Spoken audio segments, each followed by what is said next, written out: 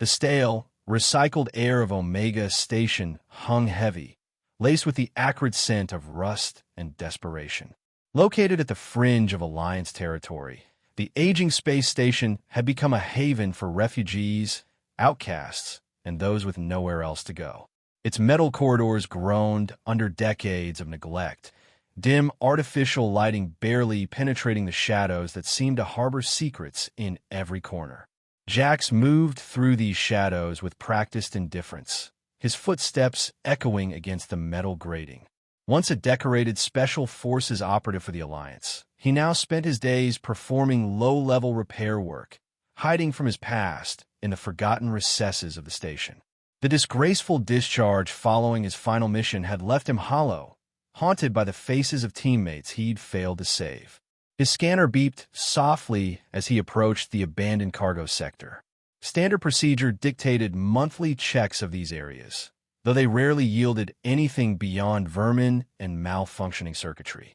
Today, however, the thermal sensor picked up irregular readings. 3 heat signatures, huddled in what should have been an empty storage container. Jax's hand instinctively moved to the stunner at his hip. Old habits died hard. Approaching cautiously, he activated the manual override on the container's lock mechanism. The door slid open with a reluctant groan, revealing darkness punctuated by terrified breathing. Alliance security, he announced, though it was a lie. He hadn't been Alliance security in nearly 2 years. A small blue-white light suddenly illuminated the space, revealing their faces. A woman, perhaps in her early 30s, with striking violet eyes and pale skin marked with intricate, almost luminescent patterns that identified her instantly as Lyrian. Behind her, pressed against the rear wall of the container, were 2 children, a girl of around 6, silent and watchful, and a younger boy, perhaps 4, visibly trembling. The woman's posture was defensive, her body positioned to shield the children. Her eyes, however, showed a flash of recognition as she took in Jax's features. Human, she said, the word carrying a complex weight. Jax knew what that meant. The Alliance had recently conquered Lyria, imposing harsh new laws that essentially stripped Lyrian women of their autonomy. A cruel irony, given that Lyrian culture had been matriarchal for millennia. Under Alliance rule, Lyrian females had no citizenship rights, no access to welfare or protection without male sponsorship, preferably human or an allied species. Please, the woman continued, her voice steady despite the fear Jax could see in her eyes. They said I was worthless without a male, but my children need you, human. The desperation in her voice struck something in Jax, some long-dormant chord of humanity he'd thought had died alongside his team. He glanced at the children again, the girl's unwavering gaze, the boy's sickly pallor and frightened eyes. Security will sweep this sector in less than an hour, he said, more to himself than to them. We will leave, the woman responded quickly. Just give us until. And go where? Jax cut her off. Without papers, without sponsorship, there's nowhere on this station. They won't find you eventually. The silence that followed was heavy with implication. If he reported them, they would be separated at best.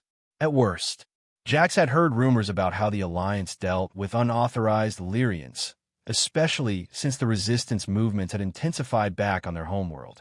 The little boy coughed, a weak, rattling sound that echoed in the container. The mother's eyes never left Jax's face, but her hand moved to rub the child's back. Jax knew he should walk away. This wasn't his problem. He'd fought his battles, made his stand against unjust orders, and paid the price.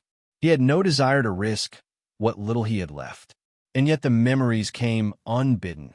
The screams of civilians his team had been ordered to abandon, his refusal, the firefight that followed, the faces of his squad as they fell one by one while he survived. The guilt that never faded. Follow me, he said finally, shutting down his scanner. Stay close. Don't speak. The woman hesitated, clearly weighing the danger he might pose against certain capture. I have nowhere to take you except my quarters, Jax added. It's not much, but it's off the main security grid. You'll be safer there than here. After a moment's consideration, she nodded, gathering the boy in her arms and taking the girl's hand. "My name is Alara," she said. "This is Zia and Kale." Jax didn't respond with his own name. Names meant connection, and connection meant vulnerability. Instead, he simply motioned for them to follow as he led them into the labyrinthine depths of Omega Station. His quarters lay in a nearly abandoned section of the station, a small room barely large enough for his narrow bed, a fold-down table, and minimal possessions he'd accumulated. The environmental systems here were old but functional enough. He'd repaired them himself when he'd first arrived, seeking isolation. "It's not much," he said as the door slid shut behind them. He felt suddenly self-conscious about the sparse space. Alara set her son down on the edge of the bed, her eyes darting around the room, assessing exits, threats, resources. "Thank you," she said simply. Jax nodded, moving to his small cooling unit. "I have some rations." "Not much, but—" He pulled out the vacuum-sealed packages, dividing them into 4 portions, then thought better of it and redistributed, making his portion smaller. The girl, Zia, watched his every move with intense curiosity, while the boy coughed again, nestling against his mother. "Kale is ill," Alara explained quietly. "The journey was difficult." Jax set the food down on the table. "Eat. Rest. We'll figure out next steps later." He moved toward the door. "I have to finish my rounds, or it'll raise flags in the system." Alara tensed visibly at his movement toward the exit. "I'm not reporting you," he said, understanding her fear. "But if I don't clock in at the next checkpoint, someone might come looking." She nodded, but the wariness remained. Jax didn't blame her. Trust was a luxury neither of them could afford. The hours of his shift crawled by, his mind repeatedly drifting to the 3 fugitives in his quarters. He made a decision that could cost him everything, based on nothing more than a moment of weakness, of empathy. Or perhaps it was selfishness, a chance to atone for past failures. By the time he returned, darkness had settled into the station's night cycle. He hesitated outside his own door, then entered the access code. Inside, he found Alara sitting on the floor, the children asleep on his bed. She rose silently as he entered, her body tense, ready for flight or fight. "They're resting," she whispered, nodding toward the bed. Even in sleep, Jax noticed she had positioned herself between the door and her children. He nodded, setting down the small medkit he'd managed to pilfer from a maintenance storage area. "Basic meds," he explained. "Fever reducers, antibiotics. Nothing special, but might help the boy." Surprise flickered across her face, quickly replaced by caution. "Thank you," she said, taking the medkit and examining its contents with knowing hands. Not her first time with medical supplies, Jax noted. The silence between them stretched, filled with unasked questions. Finally, Jax gestured to the small air filtration unit in the corner, which had been making a grinding noise. "I need to fix that. The air quality in these old sections isn't great." He moved to the unit, removing the access panel and focusing on the familiar task of maintenance. It was easier than confronting the reality of what he'd done by bringing them here. "You were Alliance military," Alara said suddenly. "Not a question." Jax's hands stilled momentarily on the filter assembly. "Once. Why help us? The Alliance considers my people enemies." He continued working, not meeting her gaze. "The Alliance and I have different views on a lot of things." "Is that why you're here? On this station?" Jax removed a clogged filter, examining it in the dim light. "Discharged. Dishonorable. End of story." Zia stirred on the bed, her eyes opening to watch Jax work. After a moment of observation, she silently slipped from under the thin blanket and approached, careful not to wake her brother. Jax glanced at her, then at Alara, who nodded almost imperceptibly, permission granted. The girl crouched beside him, watching his hands move through the mechanical components. When he dropped a small magnetic screwdriver, Zia picked it up and handed it to him without a word. Their eyes met briefly, and Jack saw intelligence and caution in equal measure in her gaze. "Thank you," he said quietly. A hint of a smile touched her lips before she retreated back to her mother's side. Later that night, Kale's condition worsened. His fever spiked, causing him to thrash and cry out in his sleep. "Papa," the boy called, his voice thin and breaking. "Papa, run." Alara worked tirelessly, applying cool compresses and administering the medicine Jax had brought.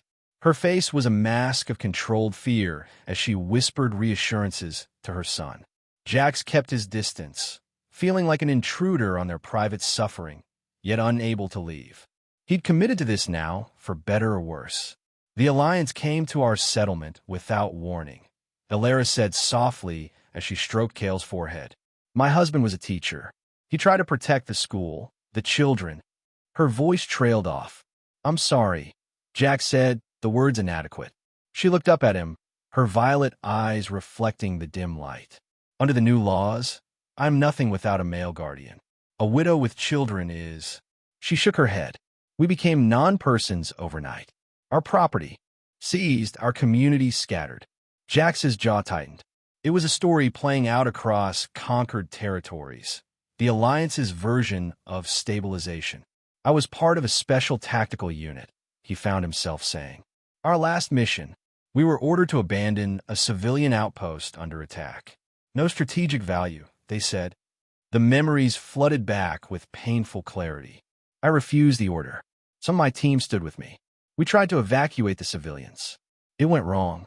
Everyone died except me." He looked down at his hands. "Sometimes I think they left me alive as punishment." Alara said nothing, but in her silence was understanding rather than judgment. Two broken people, shaped by the same merciless system. When Kale's fever finally broke in the early hours, Alara collapsed from exhaustion on the floor beside the bed. Jax covered her with his spare blanket before settling into his chair for another sleepless night. Days stretched into a week, then two. A precarious routine established itself in Jax's small quarters. During his shifts, Alara and the children remained hidden, keeping noise to a minimum. When he returned, they would share the meager rations he managed to secure through slightly illegal means. Alara gradually transformed the cramped space, creating order from chaos. She fashioned a small sleeping area for herself and the children from spare fabric and cushions Jax had scavenged. Her methodical approach reminded him of military precision, though with a gentleness his training had never included. Zia began to speak more, asking questions about the tools Jax used in his work. Her quick mind absorbed technical information with surprising ease. Sometimes, while Alara rested, Jax would quietly explain to Zia how different systems on the station functioned. The girl would listen intently, occasionally offering insights that surprised him. "You know a lot about machines for someone your age," he commented one evening as she helped him sort components. Zia's fingers traced the edge of a circuit board. "On Lyria, I was going to be an engineer," she said matter-of-factly, "before the humans came." The simple statement hit Jax harder than any accusation could have. He looked at this child, intelligent, resilient, whose future had been stolen by his people. One night, Zia showed him what she kept hidden in a small pouch around her neck, a Lyrian crystal fragment that emitted a faint, pulsing blue-white light. "It's from our home," she explained, holding it carefully.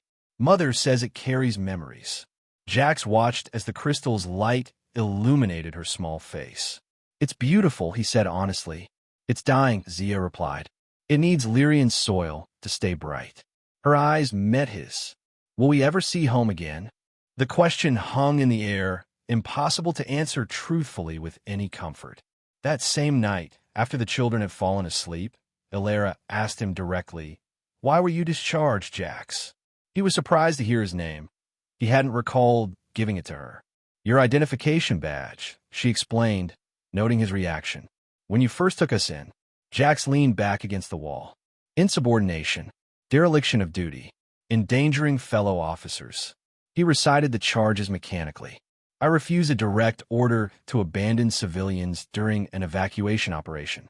Commanded my team to assist instead of withdraw. You chose to protect the innocent rather than follow orders," Alara said. "I chose wrong, according to the Alliance." Bitterness crept into his voice. "My entire squad was killed. The civilians died anyway. I was court-martialed, discharged, and exiled to places like this. He gestured to the cramped quarters. Turns out the Alliance doesn't appreciate moral stands from its soldiers. Alara was quiet for a moment. On Lyria, before the invasion, I was a judge, she said finally. Part of the maternal council that governed our district. A sad smile crossed her face. Now, under Alliance law, I can't even sign a rental agreement without a male sponsor. How did you get to Omega Station? Jax asked. Underground resistance, she answered. After my husband was killed, they helped us escape the resettlement camps. We were supposed to meet a contact here who would take us to the free colonies. Her expression darkened. The contact never came. Our resources ran out. Then the station security began increasing patrols. Looking for illegal immigrants, Jax finished. There have been rumors of crackdown. That's when you found us, Alara concluded. She studied him for a moment. You could have turned us in. It would have been easier. Jax thought about the terror in her eyes when he'd first discovered them. The way she positioned herself to protect her children even in hopeless circumstances. I've failed enough people in my life, he said simply. A few days later, Jax's uneasy peace was shattered. Returning from his shift, he found Greaves, a low-level station administrator with a reputation for petty corruption, loitering near his section.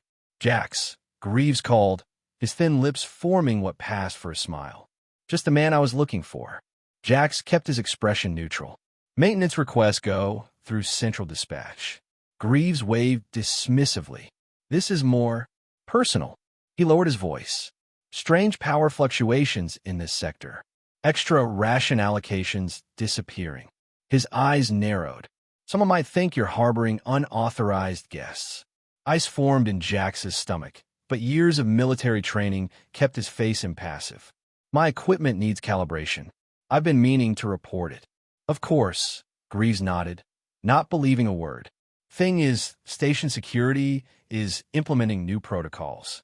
Full biometric scans of all residential sections starting next week. Very thorough. He let the implication hang in the air. Would be a shame if someone with your history got caught up in something illegal. The threat was clear. What do you want, Greaves? Just some assistance with certain shipments that need to bypass official channels. Greaves shrugged. In exchange for ensuring your sector is conveniently overlooked during the sweeps. Jax considered his options, all of them bad. I'll think about it. Don't think too long. Greaves called as Jax walked away. Skin teams deploy in 5 days. Inside his quarters, Alara could tell something was wrong the moment he entered. She waited until the children were asleep before approaching him. We've been discovered, she stated rather than asked. Not exactly, Jax replied, explaining his encounter with Greaves. But it's only a matter of time. The biometric scans will detect you. No question. What will you do? Alara's voice was steady, prepared for the worst. Jax stared at the wall, mind racing through scenarios. We need to get you off this station. How? Every transport is monitored. We have no documentation, no. I know someone, Jax interrupted, from my military days. Works transport security now. Owes me a favor. It was a slim chance, but it was something. I'll need to leave the station for a day or two. Make contact. Alarm flashed across Alara's face. And leave us here? Lock the door. Only open for my code. He looked at her seriously. I wouldn't go if there was any other option. Later that night, as Jax prepared to leave, Zia approached him, clutching her crystal. Will you come back? She asked, her voice small. The question caught him off guard. Yes, he promised, surprising himself with how much he meant it. Mother says you're a good human, she said, with a directness only children can manage. I think so too. Something tight and painful constricted in Jax's chest. He knelt to her level. I'm trying to be, he said honestly. Zia pressed the crystal into his hand. Take this. It will protect you. I can't take your treasure, Jax protested. It's okay, she insisted. It remembers people who hold it. It will remember you, so you have to come back. Jax carefully took the crystal, its faint light pulsing against his palm. I'll bring it back to you, he promised. Take care of your mother and brother until then. She nodded solemnly, accepting the responsibility. Before leaving, Jax gathered what supplies he could spare, ensuring Alara had enough for at least 3 days. If I'm not back by then, he began. We'll manage, she assured him, though both knew what would likely happen if he didn't return. Jax traveled to the neighboring station under the pretext of sourcing specialized parts. There, in a dingy bar frequented by transport workers, he found his old contact, Marlar, a former military pilot discharged under circumstances similar to his own. "You've got nerve showing up here," Marlar greeted him, though there was no real hostility in his tone. "I need transportation for 3 people," Jax said after ensuring they wouldn't be overheard. "Off Omega, to Haven in the Outer Rim." Marlar whistled low. "Smuggling now, are we? That's a long haul to the free colonies." "It's important." Marlar studied him. "Must be, for you to cash in your chips. These people, they in trouble. Lyrian refugees. A mother and 2 young children." Understanding dawned on Marlar's weathered face. "Ah, Alliance protection laws. Can you help?" Jax pressed. Marlar drummed his fingers on the table. "Maybe. Got a supply run to Outpost 17 tomorrow. Could reroute to Haven after, but it'd cost me. And it's risky. Alliance patrols are thick in that sector. I've got some credits saved," Jax offered. "And I can work passage." Marlar shook his head. "Not enough. Unless..." He leaned forward. "I've heard rumors about Lyrian crystals. Valuable on certain markets." Jax instinctively touched the pocket where Zia's crystal rested. "No, just asking." Marlar shrugged. "Look, I can get them off Omega, but you'll need proper documentation to pass. Checkpoint security, travel permits at minimum. Can you get those? For the right price." But Jax, Marlar's expression grew serious. "Even with papers, it's risky, especially for Lyrians. If they're caught." "I know," Jax said grimly. "But they'll die if they stay." After 2 days of negotiations, falsified documents, and the transfer of nearly all his savings, Jax secured passage on Marlar's supply vessel for 3 days later. The papers identified Alara and the children as his family unit, a fiction that would allow them to pass through security together. Returning to Omega Station, Jax found his section unusually quiet. Too quiet. Instinct honed by years in special forces had him drawing his stunner before he reached his door. Inside, his quarters were empty, signs of a hasty departure evident. Cold fear gripped him until he noticed the maintenance panel beside his air filtration unit was slightly ajar, a hiding place they discussed in case of emergency. He found them crammed into the narrow maintenance shaft, Alara holding both children close. The relief in her eyes when she saw him was quickly tempered by caution. "Station security came through yesterday," she whispered as they crawled out. "Not a full scan, but they checked each room. We had just in time." "Greaves," Jax muttered. "A warning, then. Did you find a way out?" Alara asked, hope and dread mingling in her voice. Jax nodded, showing her the forged documents. "We leave in 3 days. Transport to Haven. It's not perfect, but..." Alara studied the papers, her expression unreadable. "These list us as your family unit." "It was the only way," Jax explained. "Under Alliance law, you need a male sponsor," she finished, a complexity of emotions crossing her face. "I understand the necessity. It's temporary," Jax assured her. "Haven is outside Alliance jurisdiction. Once there, you'll be free to..." He trailed off, unsure how to complete the thought. "To what?" Alara asked softly. "Start over again with nothing? Continue running?" The weight of her situation struck Jax anew. Even with escape, what future awaited them? The free colonies were notoriously difficult for refugees without resources or connections. "One step at a time," he said finally. "First, we get you to safety." The night before their departure, after the children were asleep, Jax and Alara sat at a small table, reviewing the plan one final time. "Once on board, stay quiet. Don't draw attention," Jax instructed. "Marlar's trustworthy, but the other crew might not be. If we're stopped for inspection, let me do the talking." Alara nodded, her fingers tracing the edges of their forged identification cards. "These are well made," she observed. "Expensive, I imagine." Jax didn't respond, not wanting to discuss the cost. Instead, he returned Zia's crystal, which now seemed to glow slightly brighter than before. She was certain you'd return it, Elara said, watching the light play across his calloused hands. She has good judgment of character. She's an extraordinary child, Jax said. Both of them are. They deserve better than this life on the run. Elara's violet eyes met his. Why are you doing this, Jax? Truly? You've risked everything for strangers. The question hung between them, demanding honesty. Jax thought of his fallen comrades, of civilians he couldn't save, of the faces that haunted his dreams, but also of Zia's solemn intelligence, Kale's brave struggle against illness, and Elara's fierce determination to protect her children against impossible odds. Because it's right, he said simply, and because I've spent too long just surviving instead of living for something that matters. Elara reached across the table, her slender fingers covering his. In my culture, we believe that souls recognize each other across lifetimes, she said. Perhaps we were meant to find each other in this one. The morning of their departure arrived with station-wide announcements of increased security measures. The biometric scans Greaves had warned about were being implemented sooner than expected. We need to move now, Jax urged, helping Elara gather their few belongings. Marlar ship docks in 2 hours. They moved cautiously through the less-traveled corridors of Omega Station, Jax leading the way, Elara carrying Kale, while keeping Zia close by her side. Every security patrol they encountered set Jax's heart racing, though their papers should hold up to routine inspection. At the main transit hub, they faced their first challenge, a security checkpoint more heavily staffed than usual. Jax felt Elara tense beside him as they joined the line of travelers waiting for clearance. Follow my lead, he murmured. Remember, as far as anyone is concerned, we're a family relocating to Outpost 17 for work assignment. When they reached the checkpoint, a stern-faced security officer scrutinized their documents with unsettling thoroughness.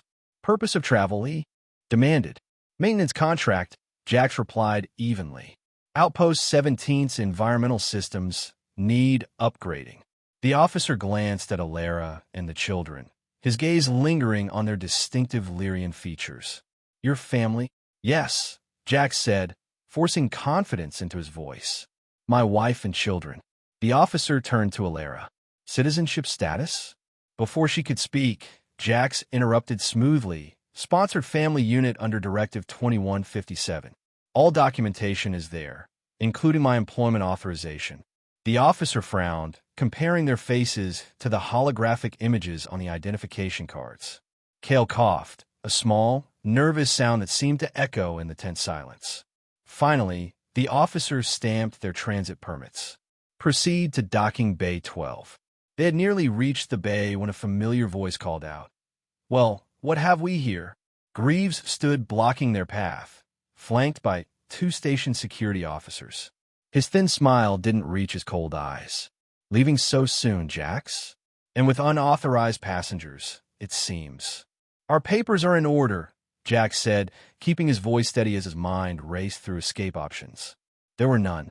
We're registered for transport to Outpost 17. Curious timing, Greaves remarked, circling them slowly, just before the new security protocols take effect, almost as if you were warned. He turned to the officers. I believe we should conduct a full identity verification. These documents seem suspicious. Full verification would immediately reveal the forgeries. Jax's hand moved imperceptibly toward his concealed stunner. Is there a problem here? The new voice belonged to a tall, uniformed woman approaching from the docking bay. Captain Reeves of Station Security, known for her rigid adherence to protocol, but also for her fairness. Captain, Greaves straightened. I was just about to detain these individuals for identity verification. I have reason to believe. On what grounds? Captain Reeves interrupted, examining their documents herself. These papers appear to be in order. The timing is suspicious, Greaves insisted, and the woman is Lyrian. Captain Reeves raised an eyebrow. Is it now illegal for Lyrian-sponsored family units to travel within Alliance space? Administrator Greaves? Because I wasn't aware of such a regulation. Greaves faltered. No, but then unless you have specific evidence of wrongdoing, These travelers are free to board their transport. She turned to Jax. The Helios is prepared for departure in Bay 12. You should proceed. Jax nodded, steering Alara and the children past a fuming Greaves. As they walked away, Captain Reeves added quietly, I served with Commander Orvis in the Meridian campaign. He spoke highly of your unit's actions, whatever the official record says. Before Jax could respond, she had turned away, resuming her duties. The Helios was an aging cargo vessel, worn but well-maintained. Marlar greeted them at the airlock with barely concealed relief. Cutting it close, he muttered, ushering them inside. We depart in 20 minutes. Security's been crawling all over the docks. Once in their small assigned cabin, Alara finally allowed herself to exhale. I thought we were finished when Greaves appeared. So did I, Jax admitted. Captain Reeves, I never expected her intervention. Perhaps there are still those in the Alliance who remember honor, Alara said softly. The Helios departed Omega Station without further incident, slipping into the darkness of space with a series of shudders that spoke of its age. The children, initially frightened by the unfamiliar sensations of space travel, gradually relaxed as the journey continued. Days passed in the confines of the small vessel. Marlar kept them informed of their progress and any potential Alliance patrols in the vicinity. They had one close call, forced to hide in a shielded cargo compartment when an Alliance cruiser requested boarding for a routine inspection, but the danger passed. Finally, after nearly a week in space, Marlar announced their approach to Haven, a small, terraformed moon orbiting a gas giant in the outer rim. From the viewport, they watched as the swirling amber atmosphere of the giant planet gave way to the blue-green crescent of Haven. It's beautiful, Zia whispered, her face pressed against the glass. It looks like the stories of old Lyria. Landing at the colony's modest spaceport, they faced their final challenge, immigration processing. Haven maintained independence from the Alliance, but still required proper documentation for settlers. Your papers identify you as contract workers, Marlar explained as they prepared to disembark. That grants you temporary residence while you evaluate settlement options. After that, you're on your own, but the colony's generally welcoming to refugees. Just keep your heads down, work hard, and you'll find your place. He pressed a small data chip into Jax's hand. Local contacts, people who can help. Tell them Marlar sent you. The air that greeted them as they stepped onto Haven's surface was unlike anything the children had experienced. Rich with the sense of soil, vegetation, and open space, so different from the recycled atmosphere of Omega Station. Kale sneezed, startled by the intensity of natural odors. Zia stood perfectly still, face tilted toward the sky where actual clouds drifted across an azure expanse. Is it safe? She asked, reaching for Jax's hand. It's safe, he assured her, struck by the simple trust in her gesture. Haven Colony spread before them, a hodgepodge of prefabricated structures, repurposed shipping containers, and newer buildings constructed from local materials. It wasn't beautiful by conventional standards, but to Jax, it represented something he hadn't felt in years, possibility. With Marlar's contacts, they secured temporary housing, a small, abandoned prefab unit on the colony's outskirts that had once served as a research station. The structure was weathered but sound, with 2 small rooms, basic amenities, and a plot of land around it reclaimed by Haven's aggressive native vegetation. It needs work, Jax acknowledged as they surveyed their new home. But it's defensible, off the main settlement grid, and ours for now. In the days that followed, they established a tentative routine. Jax found work at the colony's maintenance facility, his technical skills earning him immediate value despite his outsider status. Alara focused on making their shelter habitable, transforming the sterile prefab into something resembling a home with resourcefulness that continually impressed him. The children adapted with the resilience of youth. Kale's health improved dramatically in Haven's clean air and open spaces. Zia discovered a passion for the colony's small school, where education wasn't restricted by species or background. One evening, returning from work, Jax found Alara in the small plot behind their shelter, carefully planting seedlings in the rich soil.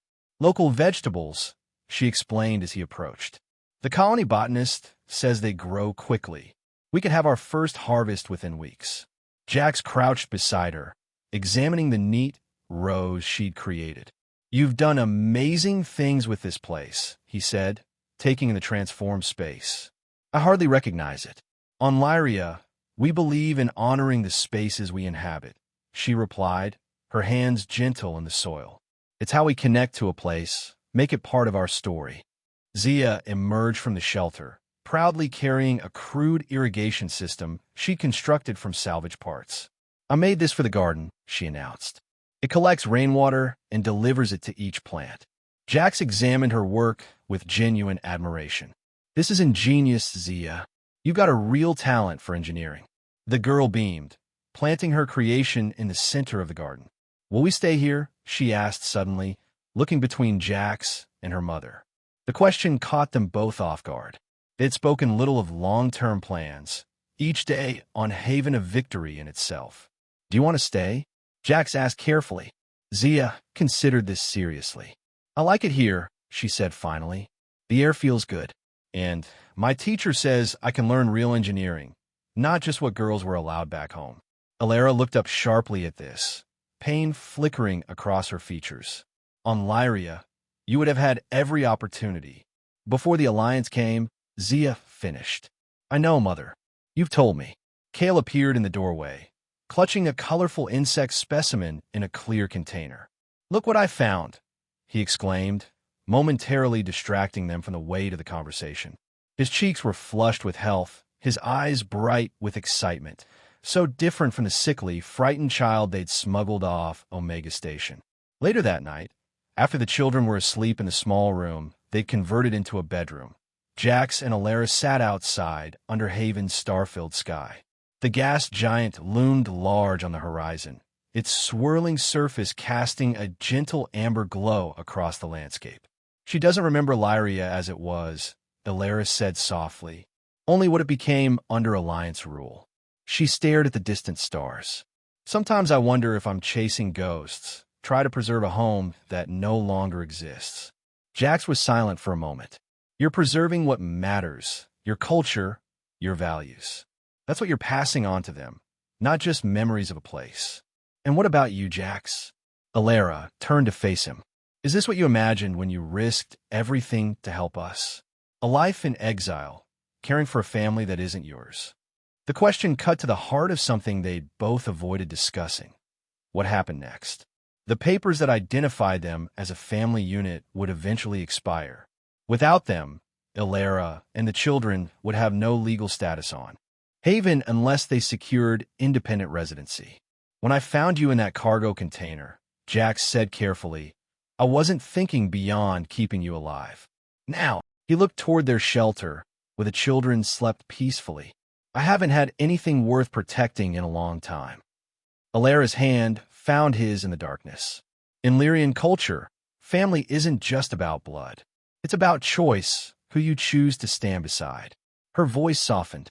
You become family to us, Jax. Whatever path you choose next. His fingers tightened around hers. I'm not going anywhere. As weeks stretched into months, their precarious existence on Haven gradually solidified into something resembling permanence. Jax's technical expertise earned him increasing respect at the colony's maintenance facility. Alara found work with the settlement's medicinal herb cultivation program, her knowledge of Lyrian healing practices proving valuable. Their small shelter expanded as Jax added a room constructed from local materials, giving the children more space. The garden flourished under Alara's care, providing not only food but a sense of rootedness that had been missing since they fled Lyria. One evening, returning from work, Jax found an unfamiliar vehicle parked near their home. Instinctively, his hand moved to the stunner he still carried, approaching cautiously. Inside, he found Alara speaking with an older woman whose bearing suggested authority. Both looked up as he entered. Jax, Alara said, an undercurrent of tension in her voice. This is Counselor Varen. She oversees Haven's settlement program. The older woman assessed him with shrewd eyes. Mr. Jax, I've heard interesting things about your family. Is there a problem? he asked directly. Counselor Varen gestured for him to sit. Not necessarily. I'm here about your residency status. Your temporary permits expire in 2 weeks. Jax exchanged a glance with Alara.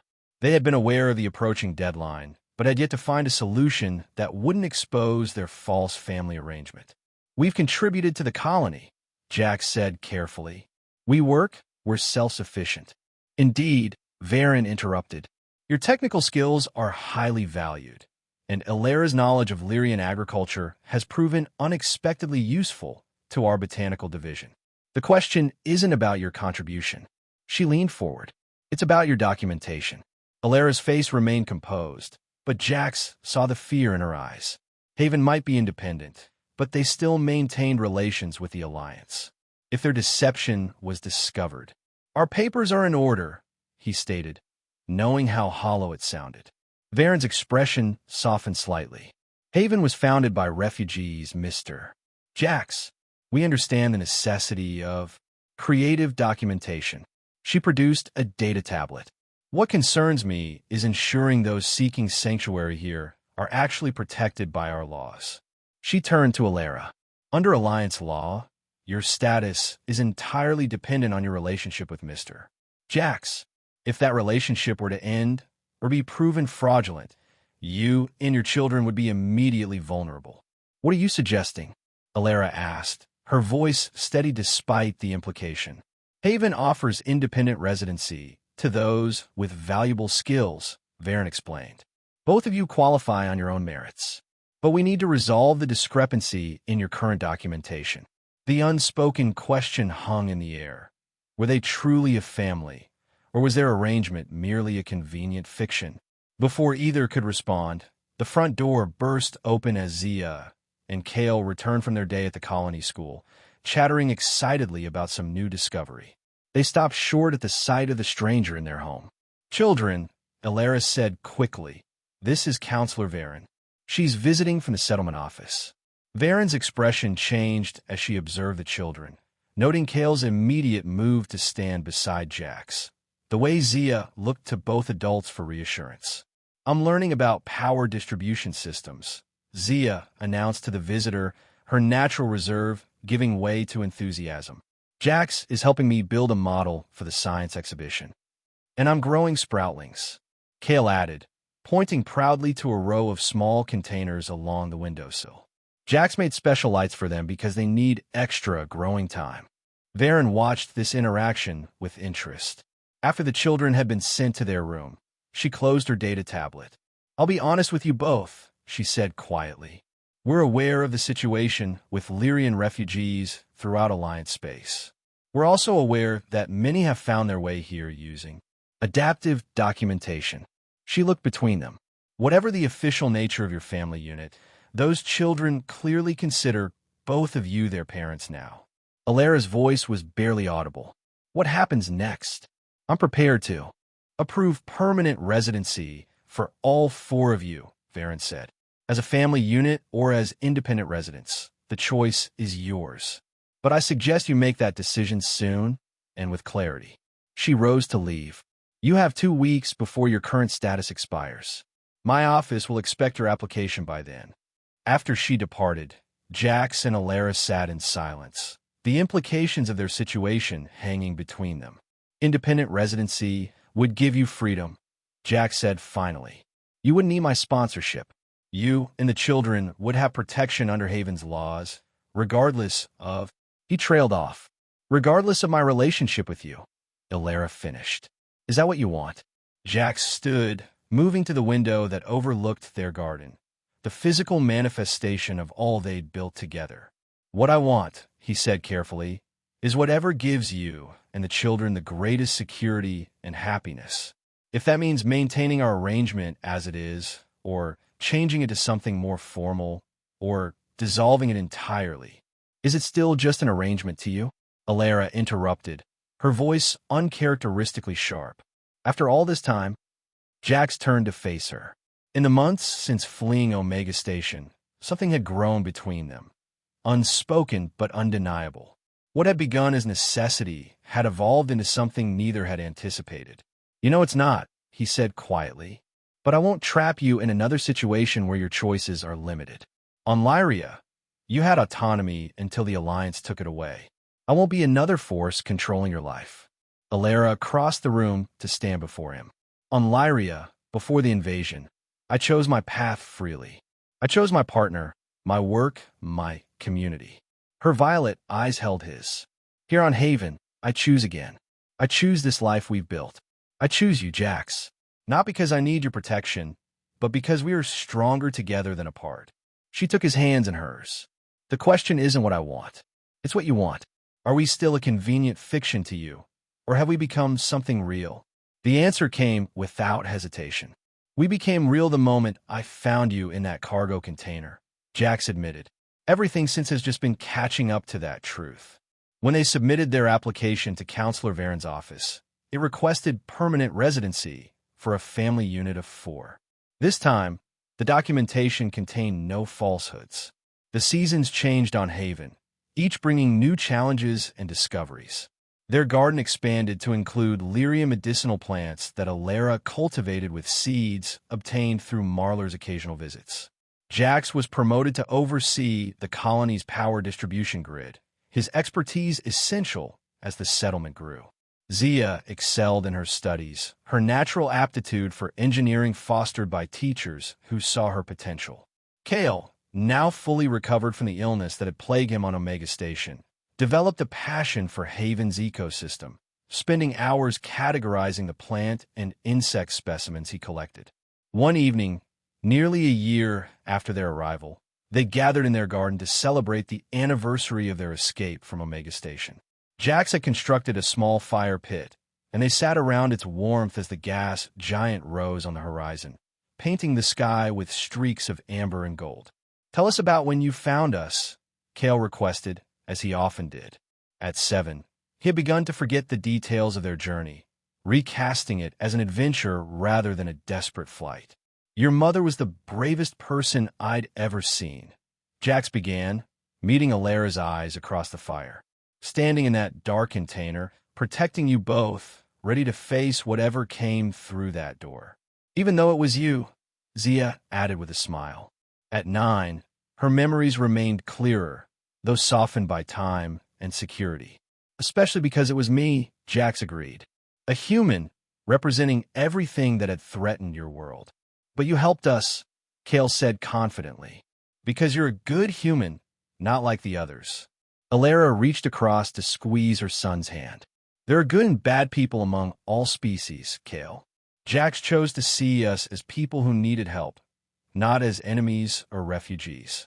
Is that why you love him?" Zia asked with the directness of childhood. Alara's gaze returned to Jax, her expression softening. "It's one of many reasons." Later, after the children were asleep, Jax and Alara lingered by the dying embers of the fire. Above them, Haven's night sky blazed with stars, so different from the view on Lyria or the artificial ceiling of Omega Station. "Do you ever regret it?" Alara asked suddenly. "Taking that risk for us? Leaving everything behind?" Jax considered the question seriously. "I had nothing to leave behind," he said finally. "Empty quarters, a dead-end job, nightmares about failed missions. You gave me something to live for beyond mere survival." Alara leaned against him, her head resting on his shoulder. "When the Alliance invaded Lyria, they told us we were worthless without male guardianship, that our culture, our achievements, our very autonomy was an aberration to be corrected." Her voice grew thoughtful. "I hated them for it, hated what they represented. I never imagined I would find partnership with one of them." "We're not so different," Jax said, watching the flames. "Both victims of the same system, just from different sides." Alara's hand found his.